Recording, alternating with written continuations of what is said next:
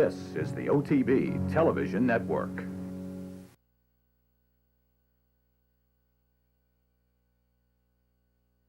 They come to the top of the lane. Game On Dude strikes the front. Twirling Candy. Setsuko's running a huge race on the outside. Heads a turn for home in the big one. Setsuko on the outside. Twirling Candy. Oh, a lot of bumping going on. Game On Dude shifted out.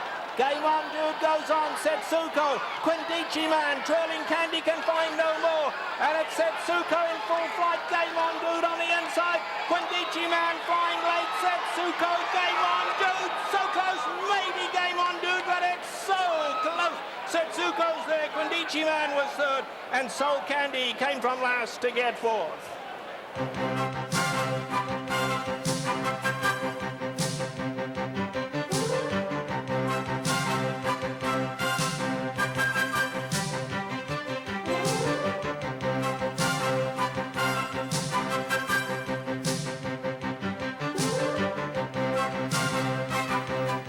Good morning, everyone, and welcome to Down the Stretch. Along with my colleague Mike VIETCH, the racing columnist with the Saratoga, I'm Mark CUSANO, welcoming you to this morning's program, and a busy one it will be.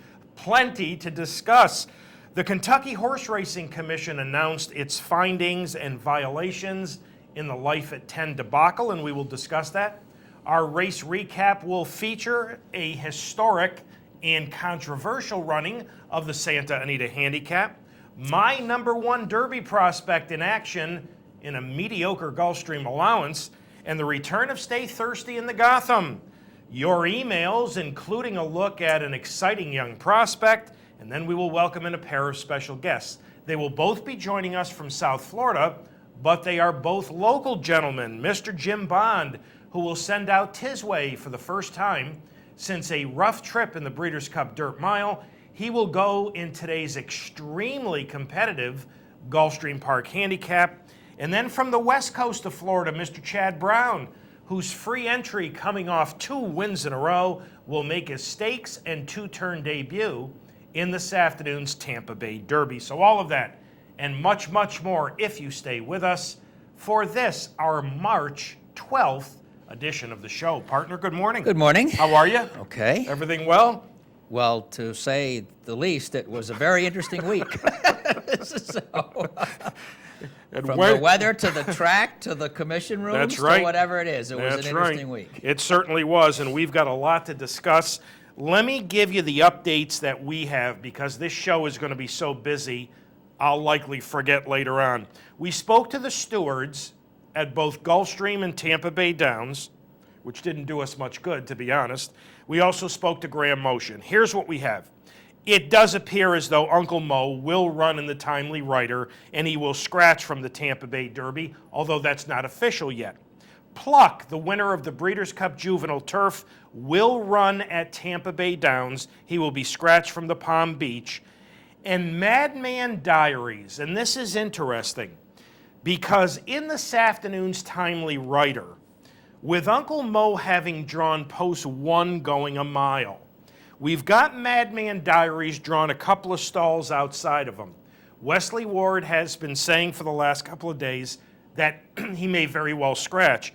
Well, as of 10 minutes ago, he hadn't scratched. But if he runs, if he stays in the race, they're going to put blinkers back on him. And that means he's going to show more of his natural speed.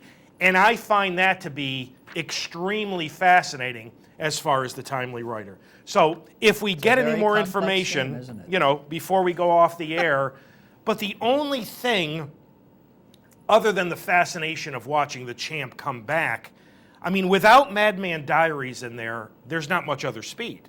He breaks and he goes on and he basically does what he wants. With Madman Diaries in there, with blinkers back on, that could be interesting. To that I simply say, you better not believe everything you read. Next item. You better not believe everything you read. Okay. All right, here we go. The Kentucky Horse Racing Commission announced its findings on the Life at 10 Breeders' Cup debacle on Thursday, some 125 days after the incident. Here are the basics.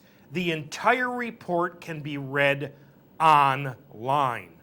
Todd Pletcher, the trainer of Life at 10, who just hours prior to the release of the report made what I think was his first public statement on the matter, expressing disappointment in the way the release of the report was being handled.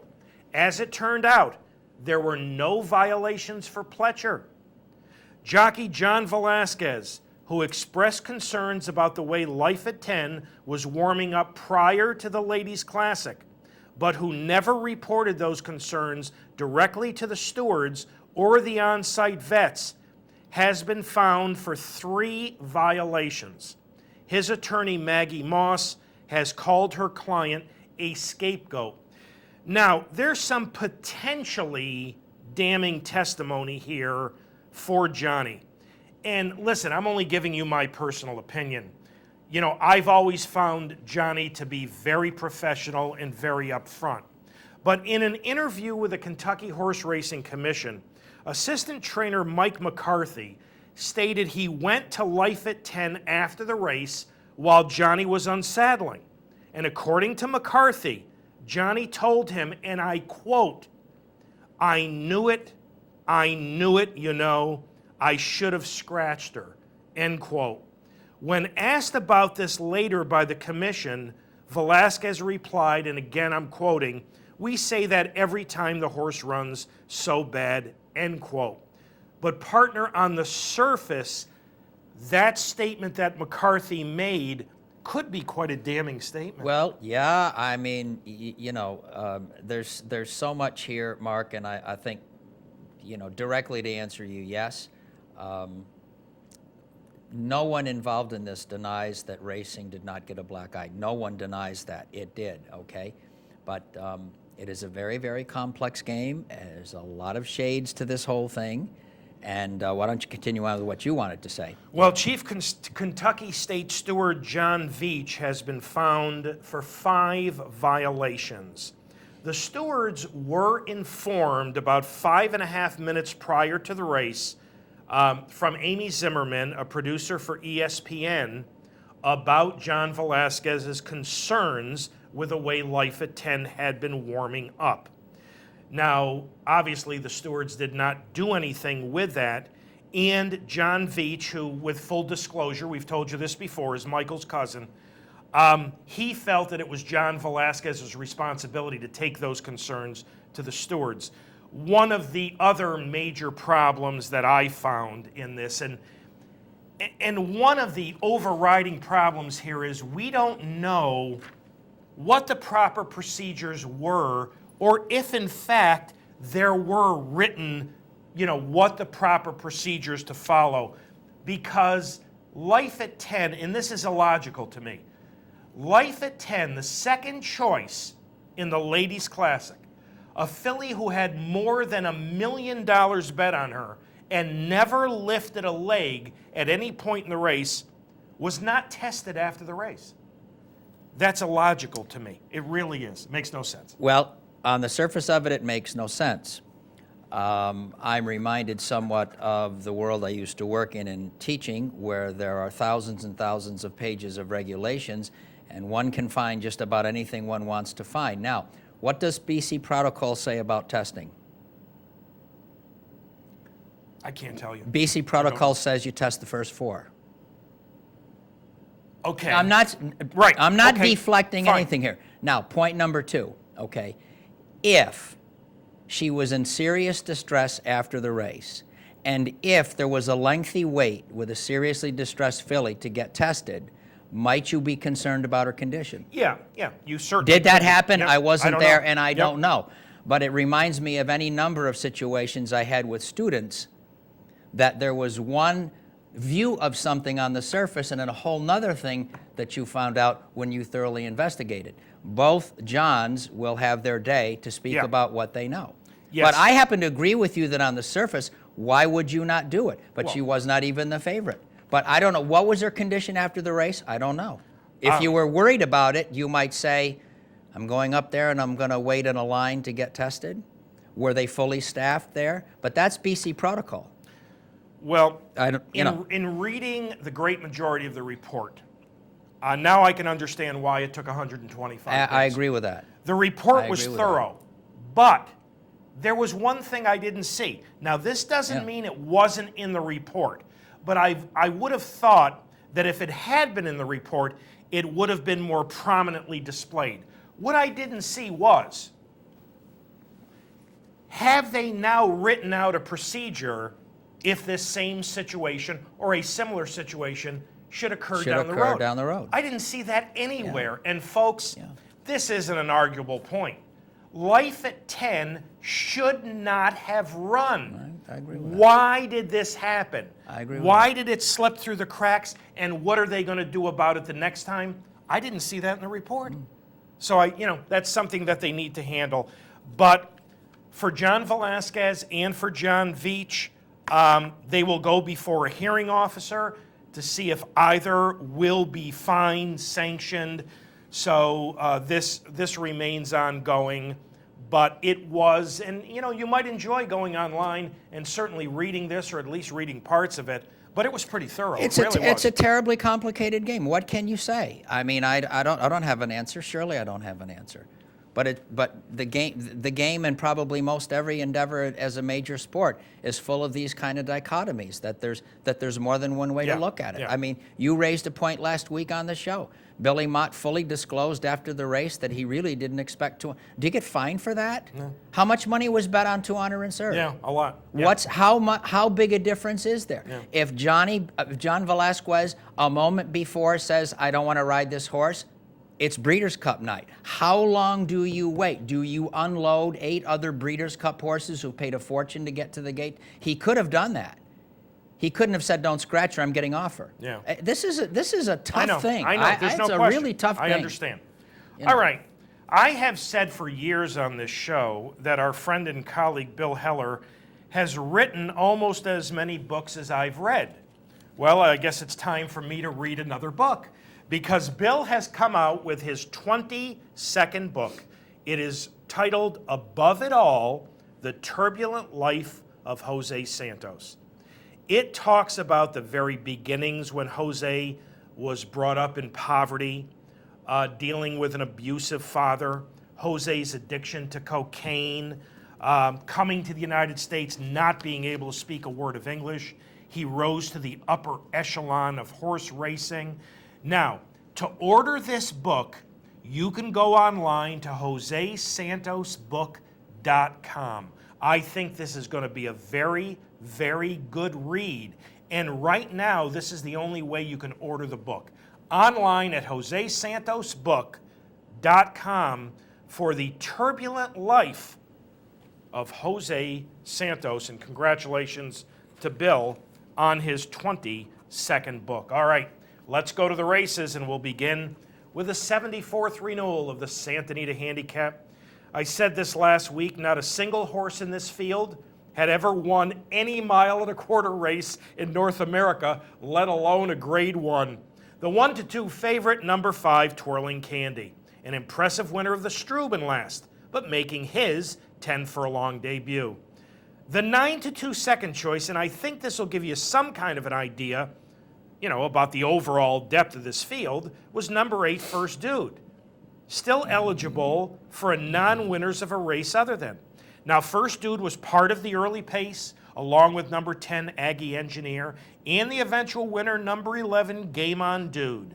22-4, 46-3, and 10-3.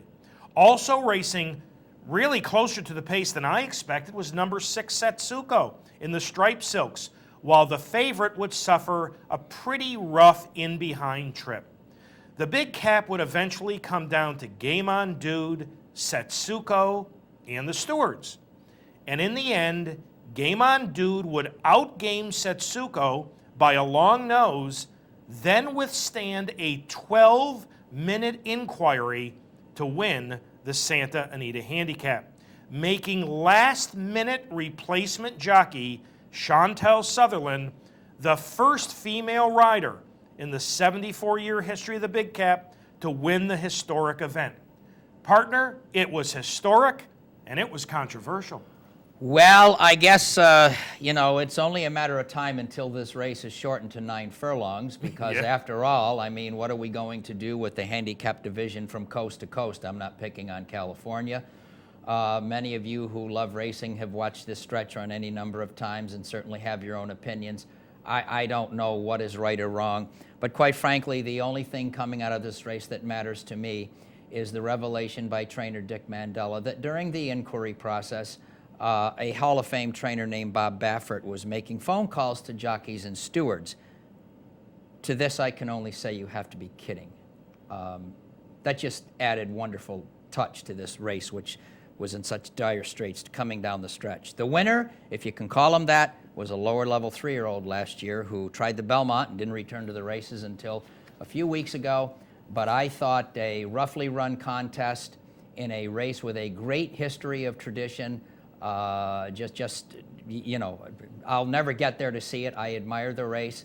What we saw here pretty much reflected the way things are, and it's too bad. But I'm feel mostly bad for Dick Mandella and the fact that he's a gentleman and he felt compelled to say what really had to be revealed to the public, that this was the behavior of a Hall of Fame trainer. Well, Bob Baffert did try to contact the stewards after the race to talk to them, and according to Baffert, the stewards were too busy to talk to him.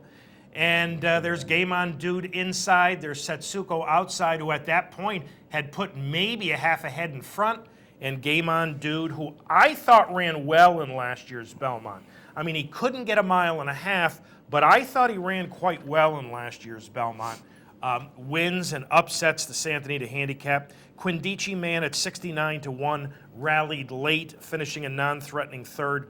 The favorite, Twirling Candy, was fifth. First Dude, the second choice, was sixth. I got to tell you, I've never trained a racehorse in my life, but I said this to Dale Romans when he had him, and he's won a lot of money. I understand that. But wouldn't you want to put the horse in a spot where he's going to win and get his confidence back? Because this guy's gotten beaten up since he broke his maiden. The tragedy of all is, in my opinion, he's one of the most beautiful moving horses Oh, he you're is. ever He's, going to you know, watch. He's wonderful.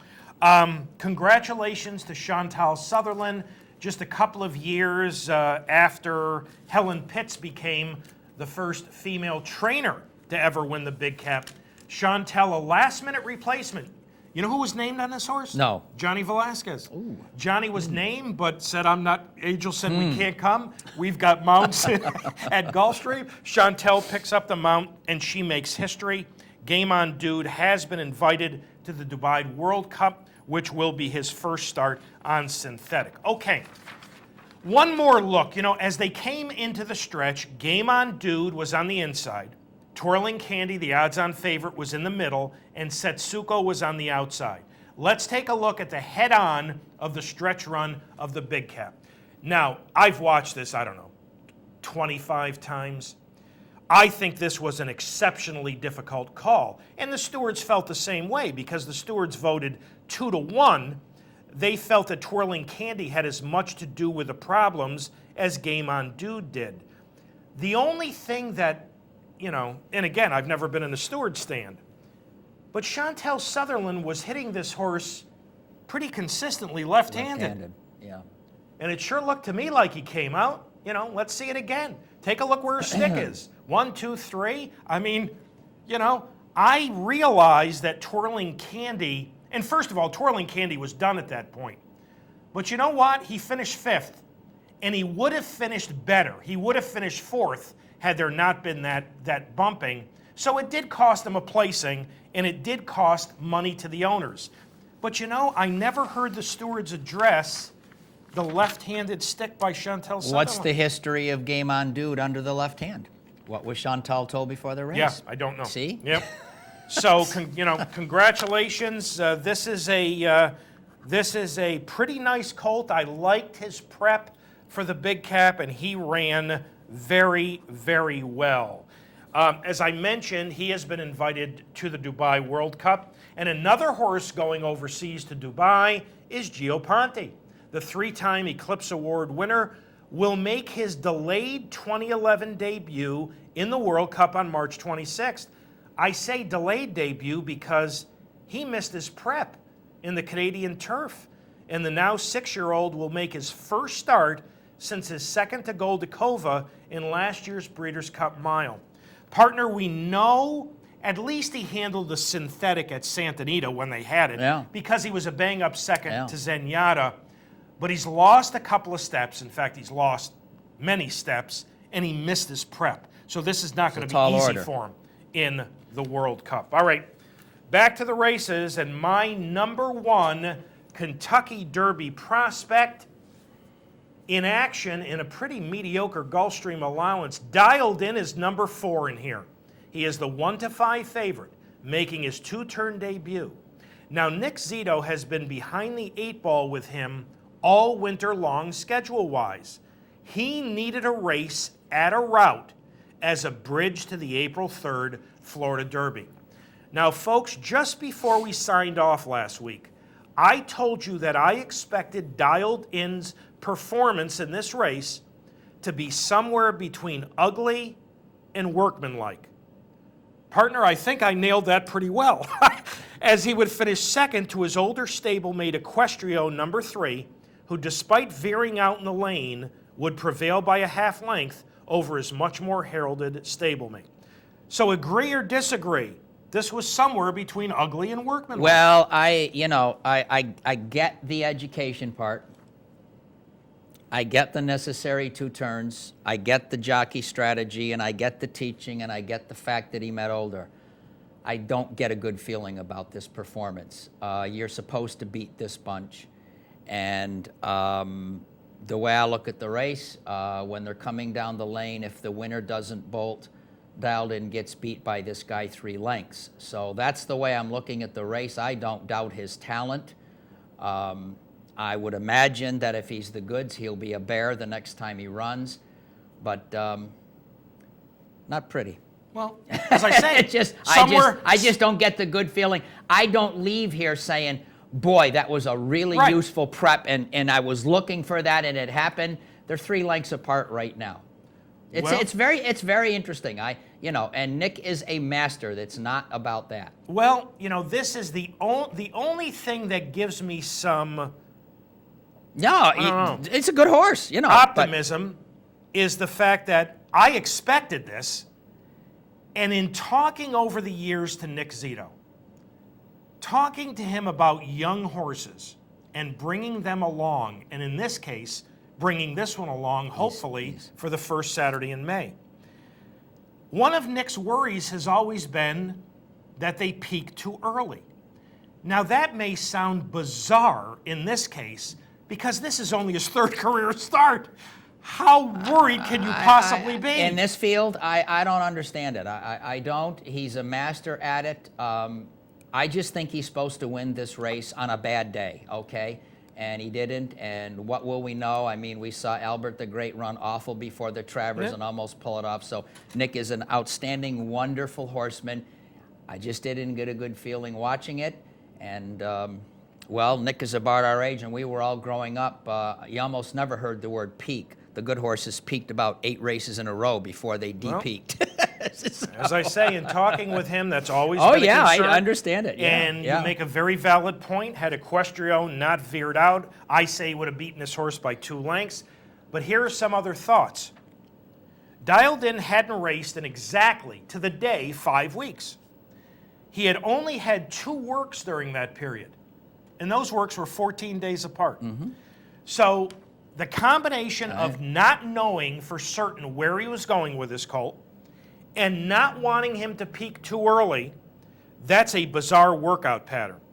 Now, 2-turn debut, no pace. The opening quarter was 24-4, and there's an 80-foot run up to the timing pole. I mean, that's crawling. So, again, it's basically what I thought, more leaning to the ugly side, but I said it last week.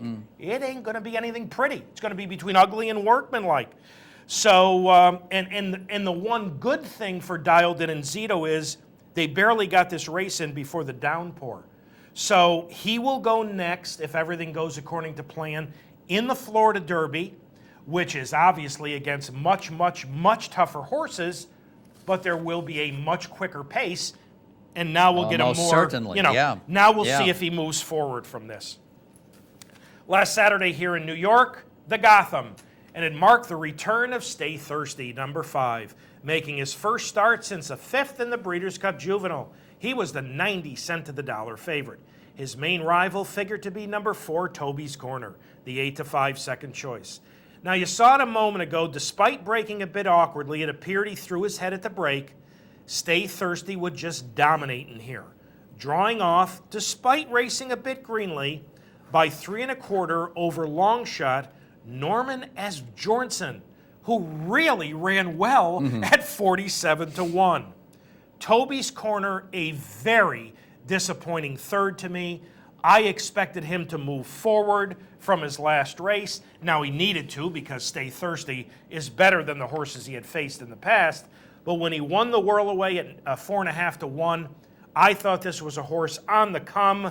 Well, he did not move forward, but Stay Thirsty, you know, he didn't beat a whole lot, but I got to think Todd's really pleased with his comeback. Well, Toby first, I think he's just not good enough. He surely was trying as hard as he could try down the lane, and there's really, I think, no excuse for you know, that type of a performance, unless, of course, you know, he was very preferential to wet on one day.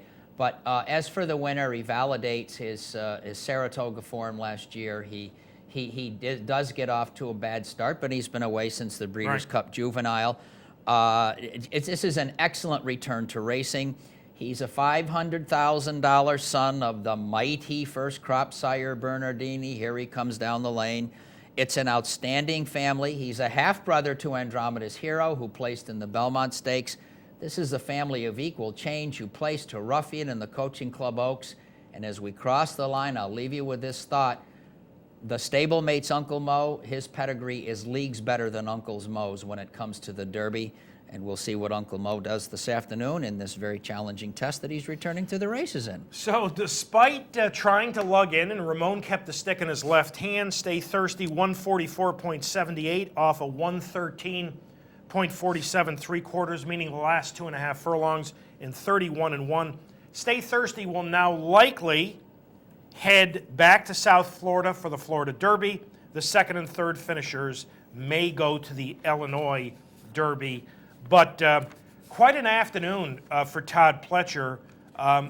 Todd won a trio of stakes at Aqueduct, the Gotham, the Tom Fool, and the Capicella, then added the Challenger at Tampa, where Coliseo won handily in the Challenger. Drosselmeyer, last year's Breeders' Cup, Belmont Stakes winner, finished a no-factor 4th in his first start since the Belmont, but quite a day for the Pletcher operation.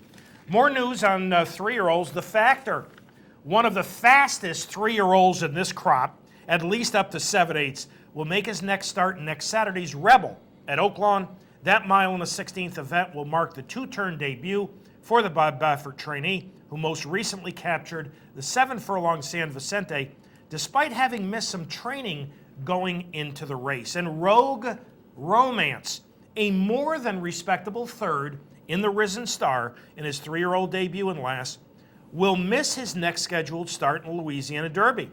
The Kenny McPeak trainee has a foot bruise, an injury which, according to his connections, shouldn't keep him out of Kentucky Derby consideration.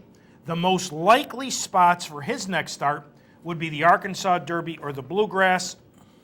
You know, nobody wants a horse at this time of year. Bad time to go backwards. Bad time. They're saying it's very minor. I admit I'm having trouble gauging Rogue Romance. You know, his third in last year's Breeders' Cup Juvenile, he was beaten 10 1/4. As I say, somebody had to run third. The Risen Star third was pretty good, so we'll have to see. I think what this injury does, Michael, is it forces their hand in that Rogue Romance will probably only have one more prep. You know, if he ran in the Louisiana Derby, that's 7 weeks. That's what, 6 weeks out? 6 weeks out. They could have run again, Yeah. but now their hand is forced. All right, 3-year-old fillies in action last weekend in the Santa Anita Oaks. A field of 5, but a 2-filly race on paper. The even money favorite, number 3, Turbulent Descent, second in the Las Virgenes in her 2011 debut in last. The 2-1 second choice, number 2, Zazu, the upset winner of the Las Virgenes. Now, whereas the Las Virgenes had an absolutely bizarre pace scenario, they went 21-2 and 44-1, going a 2-turn mile. This figured to be a much more tactical race.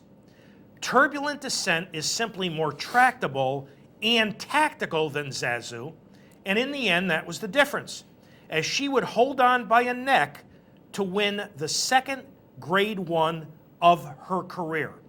This was an exciting race, it was an exciting finish, and I am ready to give the most level-headed, sound reasoning award to trainer Mike Pipey, the conditioner of Turbulent Descent, because he said after this race, despite winning, and despite winning her second Grade 1 in her career, this one at 8.5 furlongs, she can't get any farther than this, and they're not even thinking Kentucky Oaks. Well, the most interesting news, as with the Santa Anita Handicap, the most interesting news actually comes out of the race. The trainer here has tentatively put down the Acorn at Belmont and the test at Saratoga for Turbulent Descent, and I think that's a very, very good decision.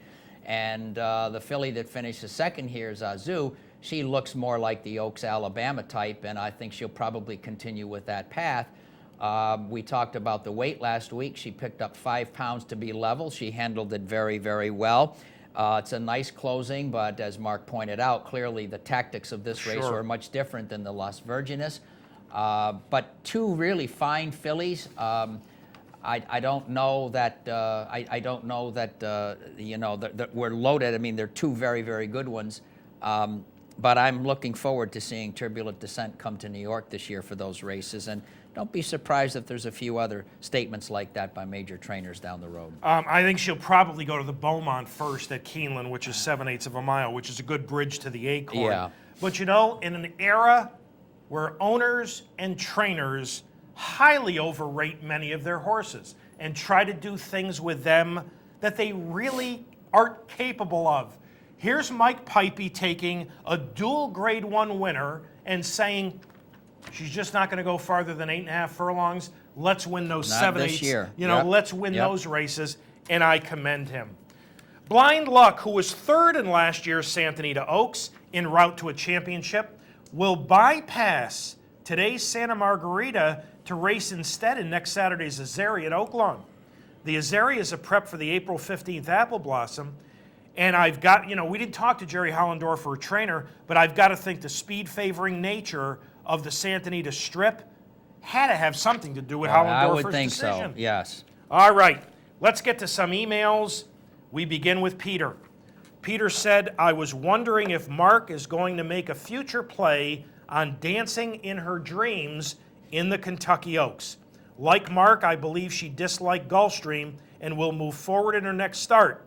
Well, Peter, I said there was a possibility that she didn't like Gulfstream. There's also a possibility that I overrated her, or there's something wrong with her.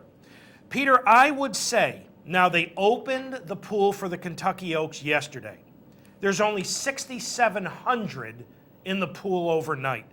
This does not draw that much interest. Dancing in Her Dreams is 11-1 overnight. I would say that if she's in the 15-1 range, Peter, that might prove value. But you know, you lose Turbulent Descent out of the pool, who would have attracted money. I don't know how many fillies can really attract money. Cathman Blue's going to attract money. Yeah, she Our will, Heat yeah. Lightning's going to attract money. Zazu, maybe Inglorious, the Josie Carroll filly, will That's take right, some that's money. right. Karen McLaughlin's got a filly, It's Tricky. I don't know how much money's going to be in here. It's not that deep a division. But Peter, if you, and you have to wait because it closes Sunday night at 6:30. If you can get around 15, I think that would be legitimate value. From Jim in Saratoga, read that Rachel is expecting a foal in February after being bred to Curlin. Wondering what Michael thought about that mating, and if I'm, please correct me if I'm wrong. Yeah. You know, a few shows ago when we talked about this, you said you felt the Curlin-Rachel mating had a better chance to succeed than the Bernardini-Zenyatta mating. What I like is the cross here. This is a Mr. Prospector line sire Smart Strike to Curlin to a Northern Dancer line mare. It's a very, very solid cross. It produced Curlin as well as Soaring Free and Eye of the Sphinx and Square Eddie. But this foal will be free of inbreeding through 4 generations. And in the 5th generation, it'll have 4 doses of Northern Dancer. I really, really like this quite a lot, the way it goes. And, you know, I'm intrigued by it. Yeah. Another Peter. Peter wrote and said, Mark, I'd really appreciate you showing the winning debut of Azeri's daughter, Arienza, on Saturday's show. All right? A couple of minutes, we'll take a look at that. For right now, for those of you who would like to correspond with us here at Down the Stretch, and we also thank William for his email, here's how you can do that through the United States Postal Service Down the Stretch.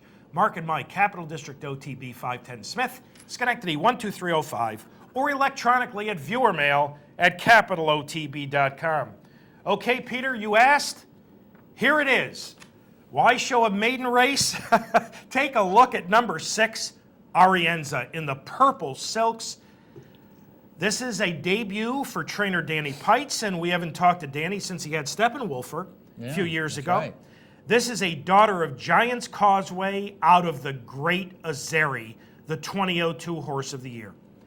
And so often, in fact, very often, great race mares don't make great brood mares. I mean, I'm sure you agree with me on that. Oh no, most often you're right. Right. No, there's some coming to mind, but mostly it's a long shot. I agree. Well, you know, Azeri's done pretty well. She's doing well. You know, because she had a colt I liked early on last year named Take Control, who they couldn't keep sound, and now she's got Arienza, who, as you see, will take over 3 wide, off 21 and 4, 45 and 2.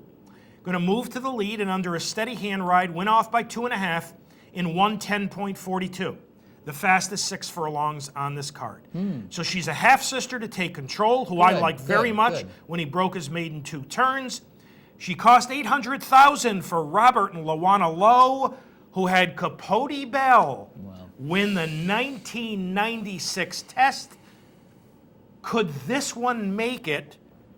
What is it, 15 years later? I'm just happy and win for the test? them, and I'm happy for Dan Pites. He's a really nice good guy guy. and a good horseman, and it's been a dry spell for a while for Dan. I'm glad to see this. This is good. It does call to mind how immortal Personal Ensign was with her 4 Grade Yes, 1 yep. winners when you think about it. So there's Arienza. All right. We are up to our first break on this March 12th edition of the program. Thank you for having joined us. When Michael and I return, our first guest of the morning, Jim Bond, will join us. As we go to this break, the Santana Mile last Sunday at Santa Anita. It's only 75,000 added, but it marked the return of last year's Big Cap winner, Misremembered. He's number 8 in here, and he's the 11 to 10 public choice. So we'll take a look at a piece of the Santana Mile going to the break, and Michael and I will be back with Jimmy Bond right after these messages. Past the half-mile pole, and it is still Matto Mondo in front, 3 parts of a length to Indian Firewater. Then we come back to Kenzie, a comfortable 3rd. Misremembered is still 6 off these leaders. Arcadoro now been ridden along down at the rails. Cigar Man has 10 to make up, and then 2 more to honour the deputy.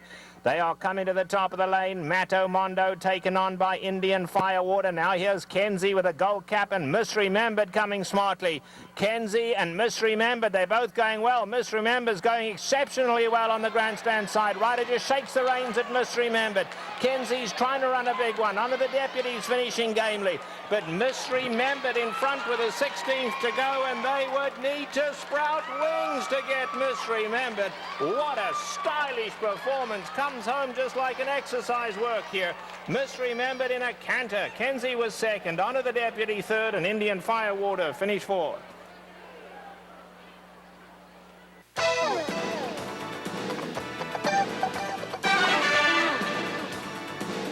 This is the OTB Television Network.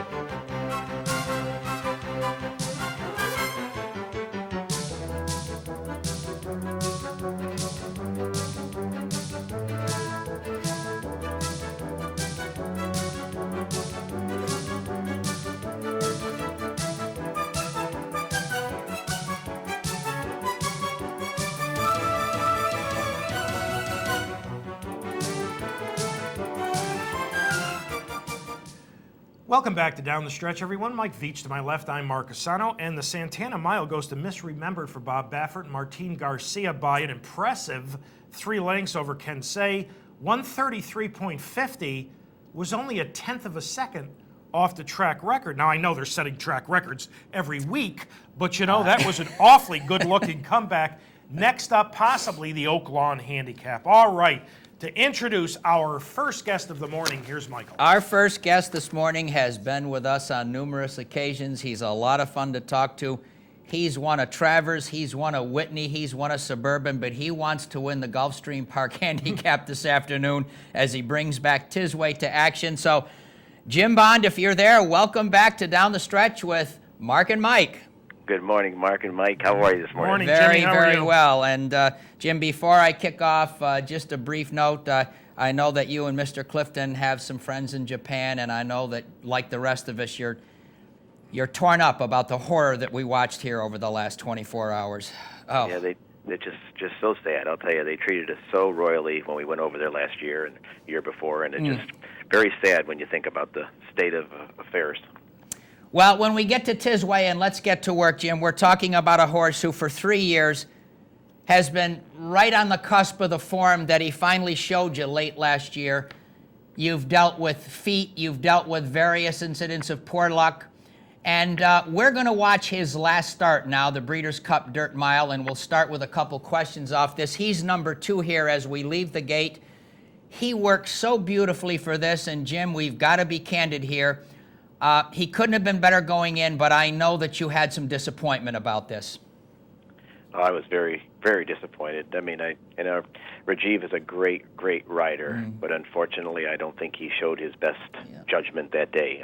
If he really thought that the Knicks colt was on the outside, and he thought that he was a 23-1 type horse, and he misjudged the pace. Bottom line, that horse he thought was not going that quick, and he thought he better get into position before they kind of swept over on him before they got to the 3/8 pole. And like I say, I mean, Rajiv, he's a great rider. We all make mistakes. Probably on a different day, I probably would have changed riders this time on him. The rider I wanted was unfortunately taken, so we went back to Rajiv, and it's kind of do or die today for the horse and Rajiv basically. So hopefully they both show up. We sure understand. Jim, how much time did you give Tisway off after the Dirt Mile before you began his serious works for today? Yeah, he came down here to Florida about the 1st of January. I turned him out at the farm for a little bit and just gave him a break, kind of like we did last year. And, he's just been doing fantastic. The feet seem to be a non-issue. And knock on wood, like I say, he's got a pretty good field of horses to run against today. I mean, this is not an easy grade 2, needless to say, but usually they're not. And like I say, but I'm very optimistic. I think we've got a very good post where a lot of speed is down inside. So, hopefully he can, stalk just off of it a little and kind of decide if how quick Johnny's going and possibly the Tackleberry horse and, kind of judge from there. There's no question. This is a real competitive grade 2. There's no question about that. Glad to hear that the feet are good. I'm glad you gave him some time away and got him to the farm. We're going to take a look now at the Kelso, Jim. This was a big effort, and he ran to his works this day. When we see the action, he's number 4 heading down the backstretch into the turn. This put the stamp on his Belmont form. However, as we watch this, Jim, handicappers are going to look at the paper today and see that he's winless in 4 starts at Gulfstream, and I'd kind of like to ask you about that aspect of today. Well, the good news is that's 3 years ago. Yeah. That's the good news. Like I say, I think he's a different horse than he was back then. He was a lot of times going 1 mile and 1/8 and what have you. But he had a couple issues, and like I say, he's a man now, and he was a boy then, and I think he's a different horse, and hopefully I'm right. Jim, we talked about this at the time almost 3 months ago. You picked today as the return. You've been able to keep the date. How has Tisway's mind been? He's 6 now. You've cranked him up. How has he been mentally as you've put him through his paces to get here today? The good ones just seem to, they just rise to the occasion, and, he knows it's time. I mean, he just really is kind of putting it together, and we just sharpened him. I actually let Rajiv work him, his last work, a half mile, just to kind of sharpen him a little bit. I think we got a pretty good bottom under him, and like I say, just so Rajiv knows him, and he got off of him and was pretty happy, and looks like all systems are go. Jim, as you mentioned earlier, it's a tough spot. This is highly competitive. A couple guys in here are graded winners, and they've certainly got a condition edge on you as they go in today. Just a couple quick questions, and Mark has one for you. You know, question number one, in your heart, more of a statement, I guess, he's really a stone-cold miler to you, isn't he? Yeah, you know, like I said, we've tried him a couple times a mile and an eighth, and he just seems to hang. He'll actually even switch leads if you go back and look at some of his races about a 16th of a mile out. I mean, he's trying, but he's just, you know, he's just out of ground, I call it. So I think the one-turn mile is a real positive with this horse, you know, personally. And, you know, like I say, it's a tough spot, but I believe if Quality Road was in here, he'd probably be 2 to 5. So, you know, and he's run pretty close to Quality Road type, you know. So, I'm very optimistic that the way he's training, he's hopefully going to run well as long as he handles Gulfstream. And finally, Jim, and you know, certainly if he does, in your heart, an expectation, something, and we all want to win. We certainly got that. But your expectations about Tisway the horse when he comes back to you this afternoon? Well, like I said, I wanted to be safe and sound. I mean, we've got a couple of big races marked out for the year for him, and good Lord willing, we'll be up about May 1st to Saratoga with him, and like I say, hopefully, have a good year and try to get back to the Breeders' Cup again. Jim, Mark and I and the audience here are very happy and appreciative of your time. We'll be watching this afternoon. Good luck, my friend, and good luck to Mr. Clifton and Tisway. Thank you, and good talking to all of you, and take care. Okay, Thank you, Jim. Ladies and gentlemen, Jim Bond from Florida. They've got their hopes high on Tisway coming back at a mile, and they got to put their shoes on today to beat this bunch. I got to tell you, there's 3 stakes on the Gulfstream card today. Obviously, because of the presence of Uncle Mo, the timely writer, is in the forefront. But that is a horrible betting race. The other 2 are fantastic. Almost anybody can win the Gulfstream Park handicap. I don't disagree with that at all. That's a wonderful, wonderful horse race, and Cam Gambelotti had to be thrilled with the post he got for Soaring Empire, agree. like Jimmy's thrilled with Tisway. But that's a terrific betting race, and with Pluck gone from the Palm Beach, that's a wonderful betting race. So you got 2 very, very good betting races on this afternoon's Gulfstream card. All right, we are up to our final break on this March 12th edition. Thank you so much for having joined us. When Michael and I return, we will welcome in our final guest of the morning, another local product, Mr. Chad Brown. So Chad will join us right after these messages. This portion of the program brought to you by Capital Bets. For more information, go to capitalotb.com. Catch the excitement with Capital OTB online. It's now easier than ever with internet wagering at capitalotb.com. Wager online and get track odds, online contests, membership specials, and it's secure and fan-friendly. Whether it's a big stakes day like the Kentucky Derby, Belmont Stakes, Travers Stakes, Breeders' Cup, or just a great day of racing, wagering online at capitalotb.com is always simple and easy. Sign up today at capitalotb.com because your chances are better with Capital OTB.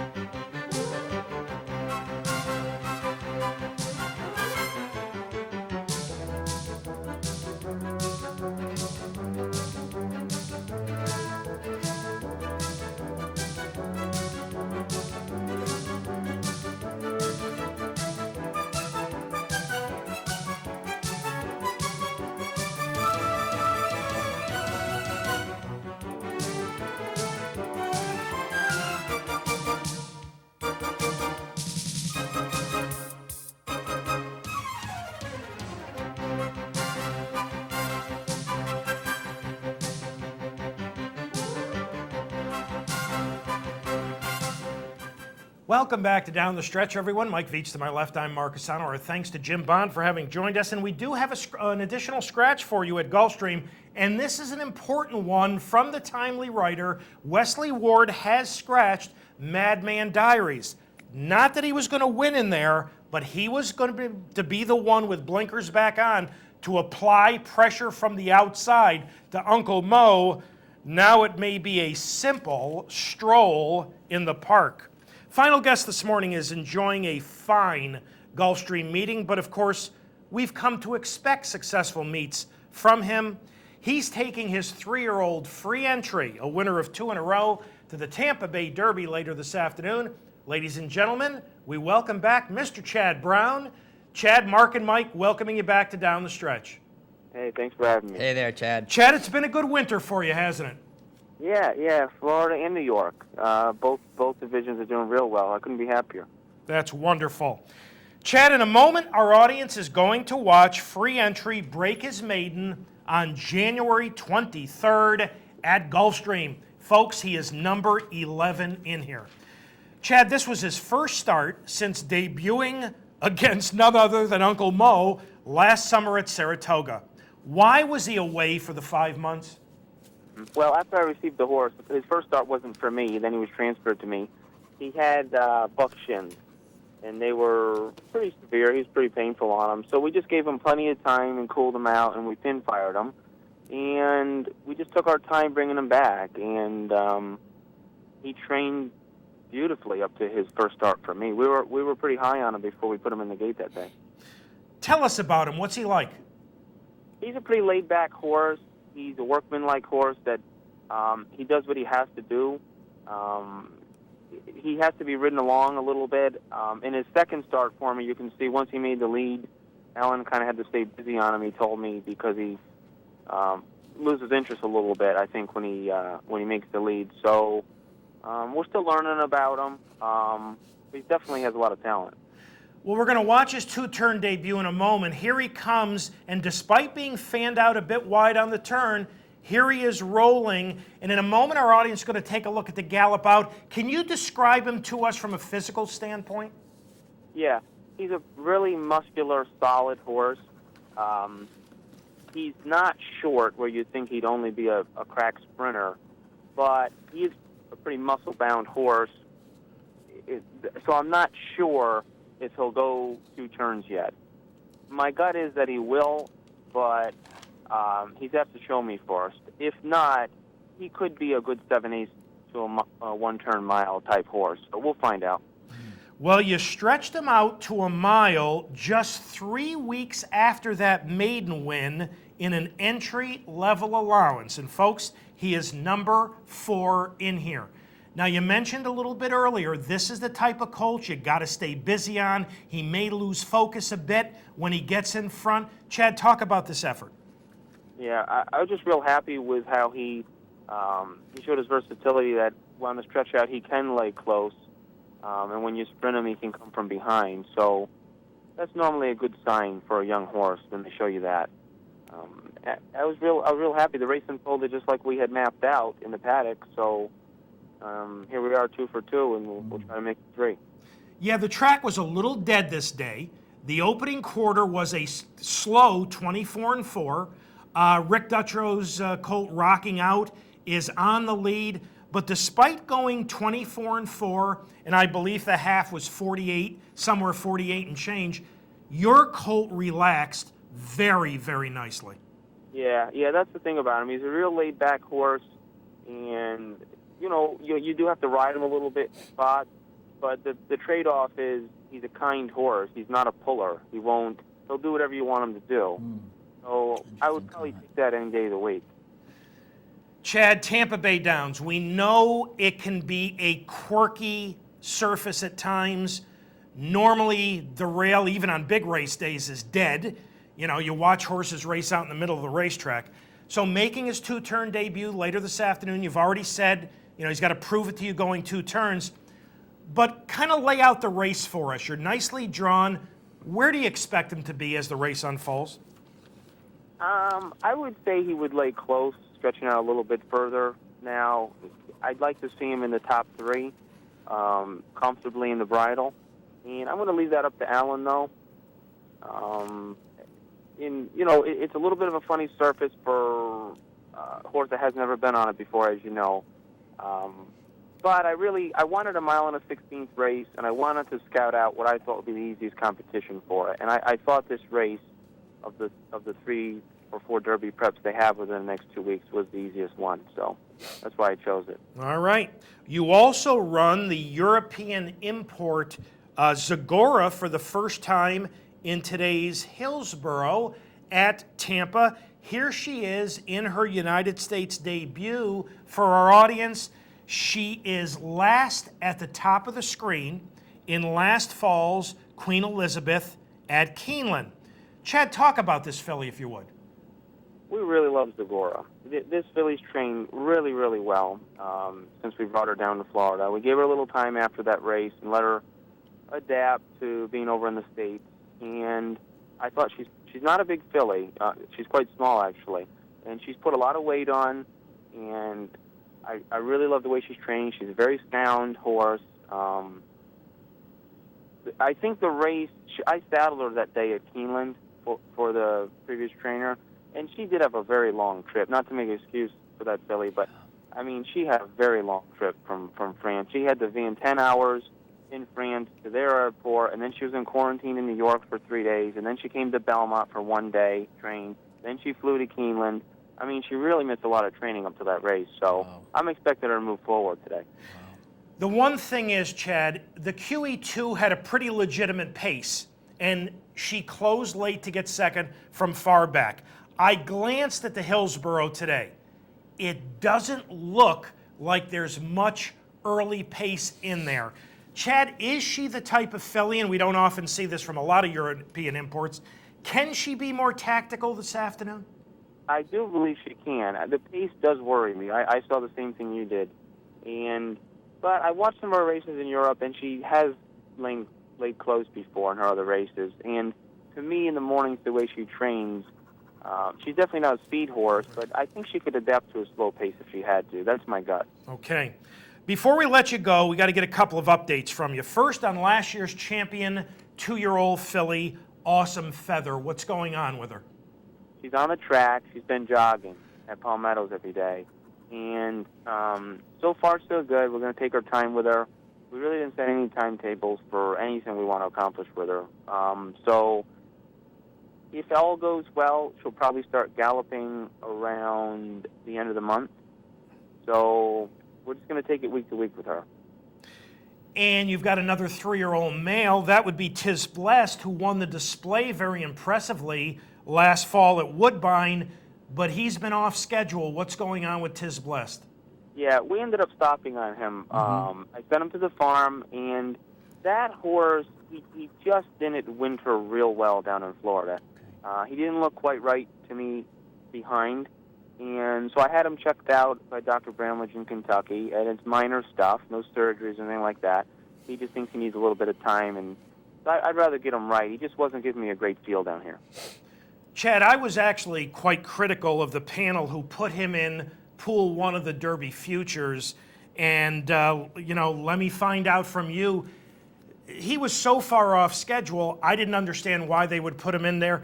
Did anybody ever call you on this colt to ask you how he was doing before they put him in Pool 1? No.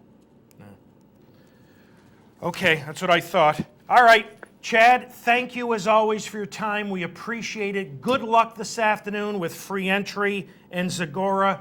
Congratulations on an outstanding winter. Keep it going, and we'll look forward to speaking with you again very soon. Thanks, guys. Good luck. Take care, Thanks, Chad. Chad Brown, ladies and gentlemen. And that's what, do you remember I said I wouldn't bet this horse with your money in Pool 1? Okay. And that's what drives me nuts when people don't pick up the phone and find out what's going on, and they waste a spot in the future pool. All right, let's get you caught up on a couple of things happening here at Capital. First of all, for the remainder of this week, which is, today and tomorrow, if you're a Capital Bets account holder, you get double rewards points on the Aqueduct races for today and tomorrow. For more information, you can go to capitalotb.com. next weekend at the Albany Teletheater, and this is a good event. If you like competition, if you want to put your handicapping and money management skills against others, you know, for $100, you enter the Winter Challenge next Saturday and Sunday at the Albany Teletheater. All the entry fees go to prize money. That means you're playing for no takeout. And the top 2 finishers will be going to Vegas, to the Orleans. Again, you can go to capitalotb.com for more information. And a reminder that our friend and colleague Bill Heller has put out his 22nd book, Above It All, The Turbulent Life of Jose Santos. To order the book, you can go to josesantosbook.com. Bill and Jose are having a book signing this morning and this afternoon at Gulfstream Park, where it's supposed to be around 80 degrees. Good for them. And what happens when you write 22 books is you winter in Florida, unlike shoveling ice and snow in Niskayuna. So josesantosbook.com for Above It All, The Turbulent Life of Jose Santos. And for those of you who would like to correspond with us here at Down the Stretch, here are the ways in which you can do that. Through the United States Postal Service, Down the Stretch, Mark and Mike. Capital District OTB 510 Smith, Schenectady 12305, or electronically at viewermail@capitalotb.com. Time to thank all the folks who helped get this week's show on the air. Pat Peretta directed, and Pete Persico, our associate producer, Julie Hoxie, and special thanks to this morning's guests. Jim Bond finds himself in a highly competitive Gulfstream Park handicap with Tisway, and Chad Brown faces Brethren and some others with free entry in the Tampa Bay Derby. Again, this afternoon, we've got the Timely Writer featuring Uncle Mo. Madman Diaries has been scratched. I have no idea who could even keep this horse company on the front end. We've got the Tampa Bay Derby. We've got a fascinating San Felipe, a mixture of proven two-turn horses and some exciting sprinter stretching out. Sprinter stretching, yeah, that's an interesting one. You want to hear a bizarre stat? Go ahead. Overnight. You're loaded with them. Yes, I am. Overnight, in the Kentucky Derby future pool, Run Flat Out, who broke his maiden. I saw that this morning. He's leading the pool 2 right now? He's a half a point. He's 5-1. Am I living in another universe? He is a wonderfully talented sprinter. He's never been 2 turns. He's 5-1 in the Kentucky Derby pool. I don't know what's going on. That's a good race. The Santa Margarita, even without blind luck, is a terrific race. The Gulfstream Park Handicap and the Palm Beach, terrific betting races at Gulfstream. Next Saturday, the Rebels. So it'll be a busy time, a lot going on. Next week, we'll update our list of Derby prospects for you after Uncle Mo runs and Brethren and those guys on the West Coast. And I got to figure out what to do with Dialed In off that allowance race. So, enjoy your weekend. You too. I'm not answering the question. Goodbye, folks. Have a great day. Thank you again for having joined us. We appreciate it. Have a wonderful weekend. Enjoy all the racing action coast to coast here at Capital. Have a terrific upcoming week. And from all of us here at Down the Stretch, we'll see you next week.